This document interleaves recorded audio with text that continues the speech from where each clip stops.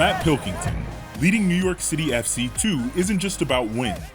It's about building players, shaping culture, and representing the city itself. I got into coaching at an early age. I got into coaching while I was still playing, and it was always a passion. So something I've done for a long time.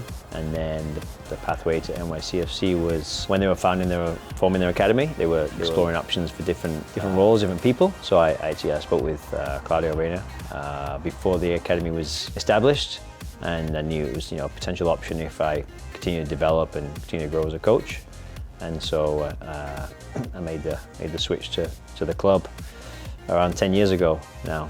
His coaching is shaped by his own playing days and creating sessions that are as competitive as the matches themselves. Yeah, I think I learned a lot from coaches, and I also learned what, as a player, I preferred, and try to impact that in how I coach to ensure that it's player-led and it's high energy, it's competitive, lots of games involved, lots of action to goal. So, I try and really encourage to make the trainings as exciting for the players as possible, and just constantly try and find ways to innovate and challenge them. But ultimately, they want to compete, they want to learn, they want to play. So trying to encourage that as much as we can into our sessions, whilst develop them as players and whilst trying to create a methodology that aligns with our identity. That identity carries over into the team's style of play: attacking, aggressive, and entertaining. Yeah, I think we're very attack-minded.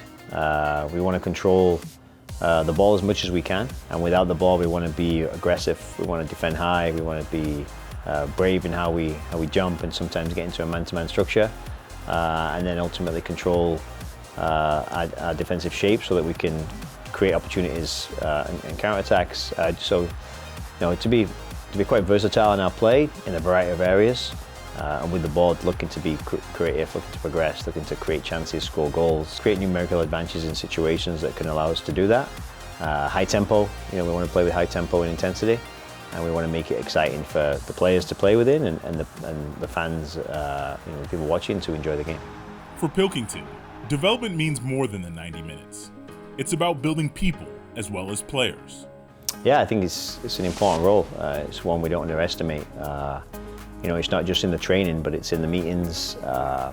It's in how they function as individuals. We're trying to grow individuals as people as well as players. We put a lot of emphasis on the time we spend with them and trying to maximize as much as we can. We really stress them in the environment. We try and meet as much as we can. We try to do as many extras as we can.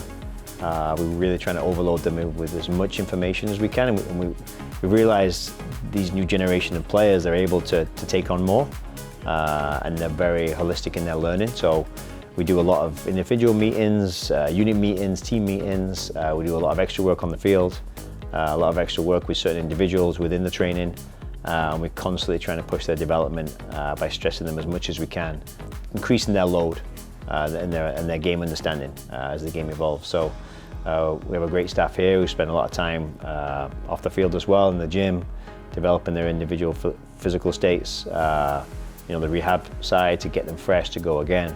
We really push the envelope in training. We try and train as much as we can, and a big part of it is how we piece that all together with the individual in mind, but the team dynamic. So everyone has kind of a different role within the team, and the objective is to push players through to the next level.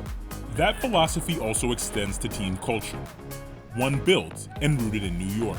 Yeah, I think we want to try and represent the city in how diverse we can be. So we have players from all kinds of different backgrounds. Historically, we've had the vast majority from the New York area. We pivoted a little bit this year with some draftees. We really look to recruit locally and to recruit from our academy and to bring players in. The culture identity of the team, I think, has to represent New York, so we're looking to do that as much as we can. And it's something that we're very much aware of, even with our academy, having players from different backgrounds, different parts of the city, different parts of New York and other surrounding states.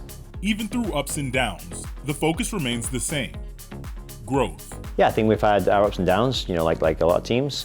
We have certain moments where we're really strong and really effective. We've had moments where we've struggled, maybe with a little bit of depth and some performances.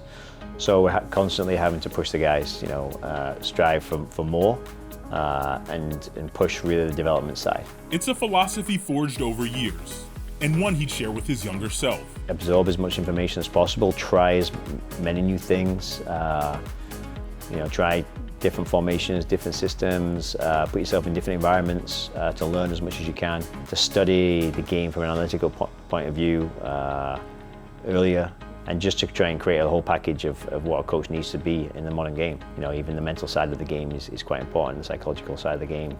With the management of the team and leading a team, I think is more and more important these days.